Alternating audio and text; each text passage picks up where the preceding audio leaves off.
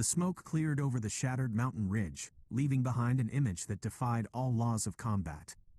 Duck-Dew lay on his side in the opposite corner of the stone floor, clutching his aching chest as he forced himself up onto one knee. He looked out across the battlefield at his fallen comrades. Hundreds of elite warriors from NorCal and SoCal were pulling themselves out of the dirt, gasping for air, staring in absolute, mind-boggling disbelief. They couldn't believe it. One man, a single, laughing titan, had dismantled an entire army through sheer, impossible wizardry. Duck shook his head slowly, the sting of defeat burning hot in his veins. How, he thought, how is that even possible? Across the ridge, Justin Wong stood triumphant, flanked by the battered, cheering remnants of the East Coast Syndicate. They had stolen the crown, but the war was far from over. The roar of the West. Slowly, the combined forces of NorCal and SoCal surged to their feet. The shock dissolved into a burning, collective fury. They weren't broken, they were pissed off. Standing tall among the glowing, bruised ranks, Duck-Dew let out a fierce, defiant yell that echoed across the canyon. "Hear me, East Coast!" Duck roared, his voice trembling with adrenaline and resolve. "This ain't the last time you're gonna hear from us. This isn't the last fight we're ever gonna have." Beside him, Seth Killian, Ricky Ortiz, and the rest of the NorCal and SoCal generals raised their fists toward the sky, joining their king in a unified war cry. "We are coming back. We are gonna get our crown back.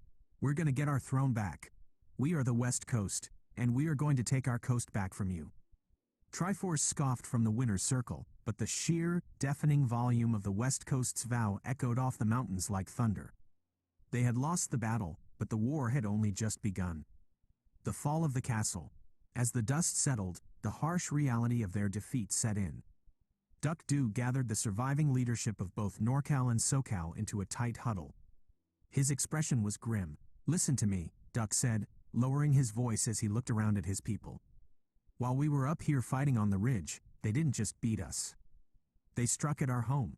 Southern Hills Golfland, our castle, our sanctuary, the heart and soul of everything we built. They burned it down and tore it to the ground." A heavy silence fell over the commanders. Southern Hills Golfland was gone.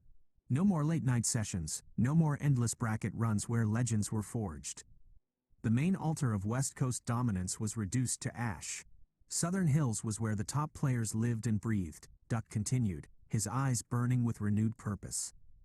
Every other arcade in SoCal was just learning, but we were the dominant force. Now that our castle is gone, we can't stay concentrated in one place. We have to branch out. Duck looked at the map, laying out the new underground sanctuary network across California.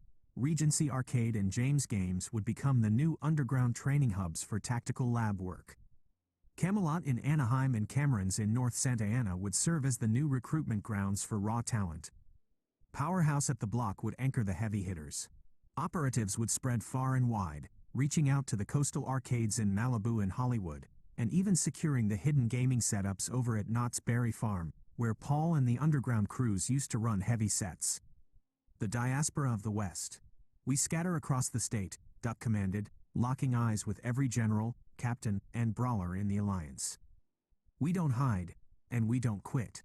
We go to every arcade, every back alley machine, and every hidden cabinet from San Diego to the northern border.